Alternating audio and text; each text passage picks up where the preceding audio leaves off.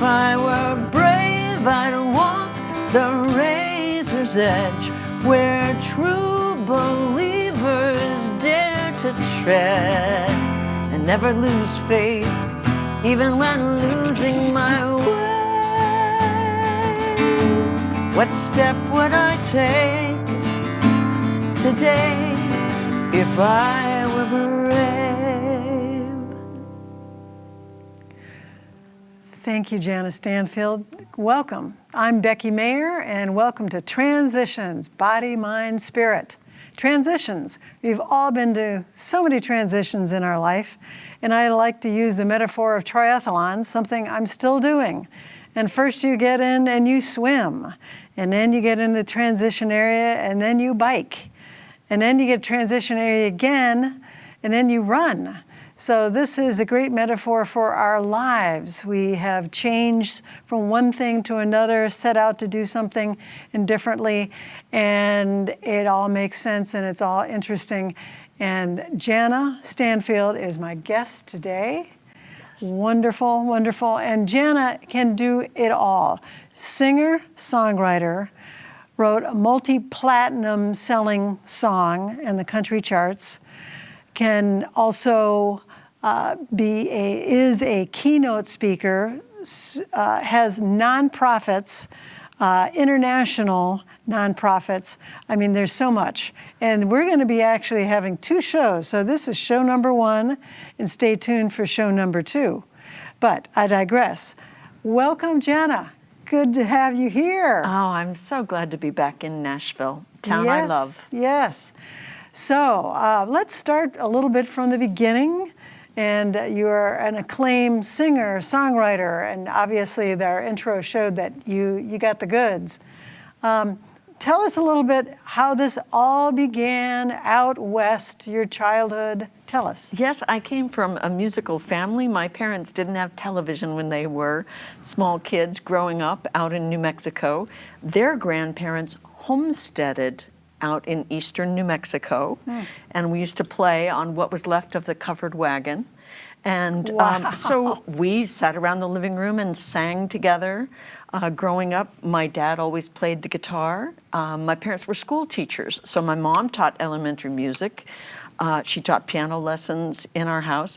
In fact, I used to chew on the bottom of her piano legs, and she felt really sad when later on she sold it because it had the tooth marks of her children in the legs of that piano. Oh my heavens. And I would say, Mom, if you only would have fed us once in a while, maybe we wouldn't have been chewing on the piano. Or maybe loosened our leashes while you were teaching lessons. We wouldn't have been down there crawling around chewing on the piano. But yeah, so music was a big part of our lives. Wow, so you were immersed in it, the whole family. Amazing. And then also, didn't you say that a horse was always in your life as a child? Yes. I loved horses. I was in love with Roy Rogers. I was going to marry Roy Rogers, and I was so disappointed when I grew up and he was already old enough to be my great-grandfather. Wow, but the crush was there. Yes. So the amazing thing, you grow up in this very small town named Clovis, New Mexico. Yes. All right. And your parents and the whole family during the summertime would farm. Yeah. Right?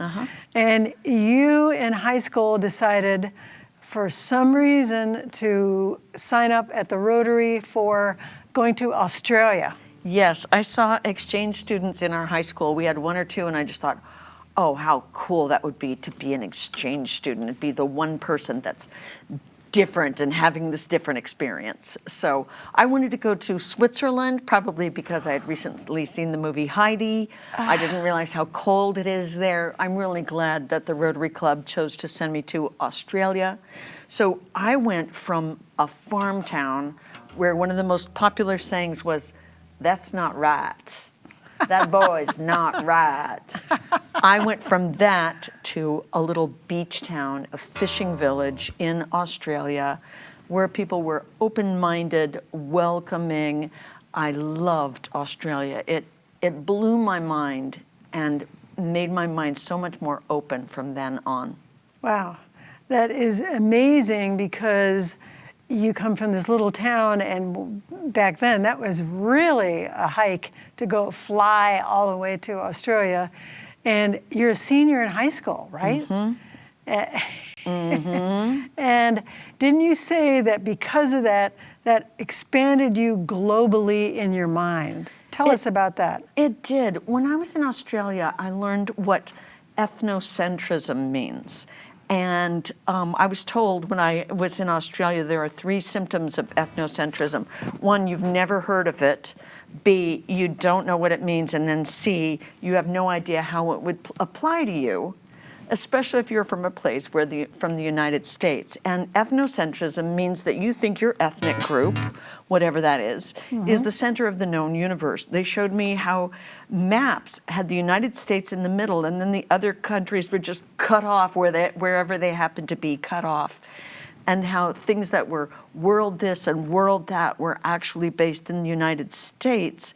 And it helped me see that the United States is one part of a big puzzle of a world, and that all of the puzzle pieces in the whole globe are important and that they go together. So I've been a universal global person ever since. Wow, what a great education. So young. Yeah. So young. Wow. So you have this great bout of expanding your horizons, and you go back to the States. That was a big transition. Both of those were. Talk From about going to a transitions. place where people see things one way, because that's all that they know is, farm agriculture, that kind of culture, to Australia, and then back, and I did exactly what I told myself I wouldn't do. I wanted to go on a gap year like Australians do between college and working, or between high school and college. They go off and they travel. They see the world for a year, and it's considered important to get that kind of education. But no, when I came back, I just got on the hamster wheel. You go from the high school hamster wheel and you transfer over to the college hamster wheel because you're afraid you'll get behind. And then from college, you can't go take a gap year because you got to get on the work hamster wheel.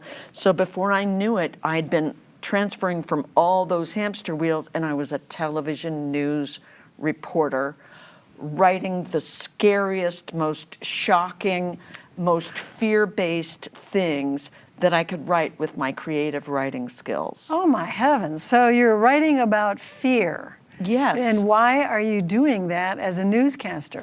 Well, we are trained that fear gets people's attention. And so if you want people to watch your newscast, you want to give headlines, whether it's your newscast or your app, your news app, you want to have the headlines that are shocking, that people are upset by, that they're alarmed by, or that they're outraged by. Outrage. Yes. And so it's like a chef putting salt in your food or sugar in your food. Either one of those things makes you want more. And so the fear is what is put into the news to make it so you're afraid not to watch. Wow, what a good way to put that. And of course, Facebook that's what they're saying that's all about and all that. And that was a number of years ago. So here you are, this young person, have a pretty nice gig at a news channel, and you're not happy, and you change. Yes, well, I couldn't have written this song back then yet because I hadn't come to Nashville and learned all about songwriting. But during those years I was a television news reporter, I knew every day that I was taking up space in somebody else's dream job. And that there was a young woman out there wishing she could be a television news reporter who couldn't because I was in her dream job. Instead of following the advice I could later write into this song when I learned songwriting here in Nashville. What would I do if I knew I could not fail? If I believed, would the wind always fill up my sail? How far would I go? What could I achieve? Trusting the hero in me. If I were brave, I'd walk the razor's edge, where true believers dare to tread and never lose faith, even when losing my way. What step would I take today if I were brave? And my bravest thing I could do was to look for a job in Nashville. Wow, and that brought you to Nashville. Yeah. Yes, and then I believe you Yeah. worked for a record promotion company. Yeah, I didn't want to get another job in television news because it's just so all-consuming, and it's a whole culture of trying to beat the other stations, and that sells the advertising, and that's how you keep your job. So I wanted to work in the music business so that I could learn how everything works, so that when it was time for them to choose an artist, they'd know that I understood how it works and I'd be a good team player. And that's the team I wanted to be on, was getting music out into the world. Right. And so you moved to Nashville figuring you'd be a star, right? Well, yeah. I mean, why would you leave a great job like television news if you don't have that carrot on a stick? You know, I believe that sometimes God gives us a dream that's like a carrot on a stick. Some would call it a brass ring. And I remember a great songwriter here said, when you're trying to be a hit musician, it's like having a brass ring, but to get it, you have to cut off your finger to get it. God. So, but no, this for me was like a carrot on a stick in front of the mule. I thought I could do that, and so I made all the steps to get to Nashville. I didn't know how, just like in my song, I'm Not Lost, I'm Exploring. But I believe even God can't steer a parked car. So by starting to take those steps toward Nashville. Movement, yes. Yeah, I believe that for all of us, it's in the moving forward that we start to see other opportunities. And it turns out I didn't have to be a big star like I thought I was going to be able to find all these beautiful things that were waiting in Nashville that I believe I was meant to find. But I needed that carrot on a stick to give me the incentive to move. I think God understands that about us. Yes. Yeah, so you're in Nashville and you are developing your own music writing and you're meeting other people, and also there's some mental health things coming up. Yeah. Which, tell us about that. A little anxiety or a lot of anxiety? Yeah, you know, I'm one of those people who just looks at things really deeply and seriously, and I am prone to melancholy, you could say. And so I started going to 12-step groups and other self-help groups. I started finding great therapists and counselors here in Nashville, and wrote this little song about what it's like to be in those groups.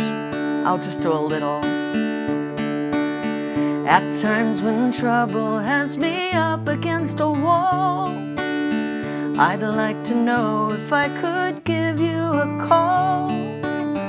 You won't believe how much help you can be if you'll just listen to me. And so I found great people who not only listened but shared experience, strength, and hope, Yes. which I found so valuable that I started putting that experience, strength, and hope into songs so that other people could use the power of repetition and everything I'd learned about news writing to keep things simple, keep it to just one idea, put other things in the verses, but keep that chorus simple.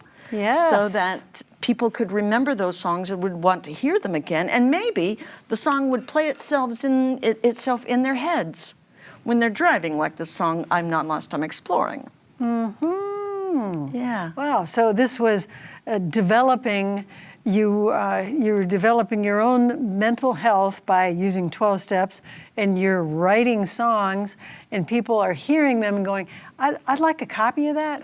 Can I have a copy of that? Yes. And from that blossomed into what? Yes. You know, when we're songwriters, we want the record company to want a copy of it. But for me, when I played at the Bluebird, people would want a copy of, for example, I had a song about loss and about grief that I wrote that later on became the multi-platinum. But every time I played this song, and I could play a little if you want, people asked me for a copy of it, and I was making so many copies of the song that I decided, well, why don't I just put a whole album together? There you go. Never knowing that those albums would be my career and that I would have my own kind of relatively famous stardom doing this kind of music. Yeah. And didn't you name your record company Relatively Famous Records. Yes, Because when I did perfect. comedy, which, you know, I studied stand-up comedy because I always thought, you know, while you're waiting for your big break in showbiz, stay busy, learn everything you can. So I took stand-up comedy classes here. So yeah, one of my lines was, people ask if I'm famous. Well, I'm relatively famous to my relatives. Yeah, and so it was That's on a great Relatively joke. Famous Records that I put this song that later really did become famous. Would you like just a little of it? Yes, and then just so the folks know, we're going to do the second show, we're going to do the complete songs of these. You know, I have to be careful doing the complete song of this because I have a friend who tells me this song makes him emotionally incontinent. I think you'll see why. Reba recorded this when her band members were killed in a plane crash. Wow. And the last time she saw them, they were headed out in the rain to board the plane. And she was not scheduled till the next morning. So this is how the song goes. If I had only known it was our last walk in the rain, I'd keep you out for hours in the storm. I would hold your hand like a lifeline to my heart, and underneath the thunder we'd be warm. If I had only known it was our last walk in the rain. Wow, amazing song. Amazing. Wow. So there you are. That became the platinum. But in the meantime, people are saying, hey, I want to hear your songs, and you're churning out albums. Yes. And then it's not only the albums, but now people want to hear you talk. They want to hear you talk and sing and give wisdom because you're doing 12 steps, and you're honest enough to say, hey, I don't have all the answers. I have some anxiety. Maybe I can share some strength and hope here, right? Yes. Isn't it amazing? Because I came here with that carrot on a stick, and yet I come here, I find all these wonderful people in Nashville with wisdom, experience, strength, hope, counselors, and started taking those messages that I learned from them, putting them into these songs, and then sharing them with the title of my speech when I was a speaker at conferences was always, I'm not lost, I'm exploring. From this song, I'm not lost, I am exploring. Life is an adventure worth enjoying, though I may not know where I'm going. I am not lost, I am exploring.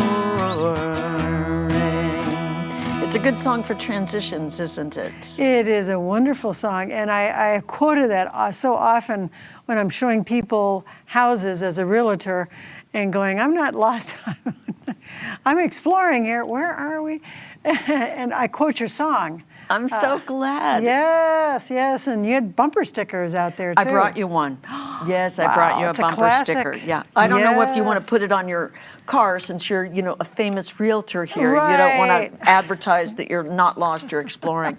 But I think it's a good way to look at life, that we're not lost, we're exploring. And if you have in mind it's got to be this, you used your example of being a triathlete. If you think you're only supposed to swim, then the transition is going to be really unpleasant for you, right? But if we can embrace those transitions and say, I'm not lost, I'm exploring. There's something bigger at work. I'm just a puzzle piece in this big world. I'm a puzzle piece. I'm not the puzzle designer.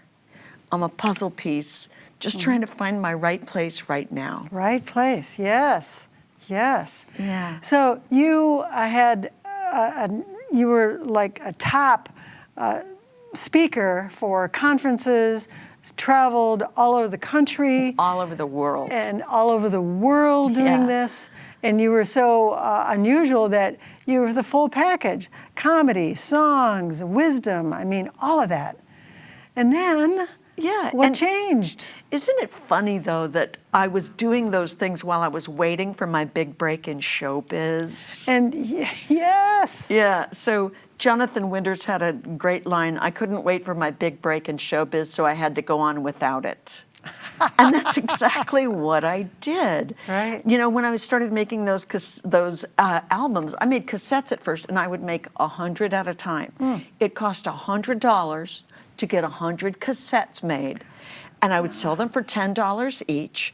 And if I could make $1,000, I didn't have to get another job that month. Wow. And I could keep going. And so I started looking for places where I could play that were something different than the Bluebird, where we all play when we're Nashville songwriters.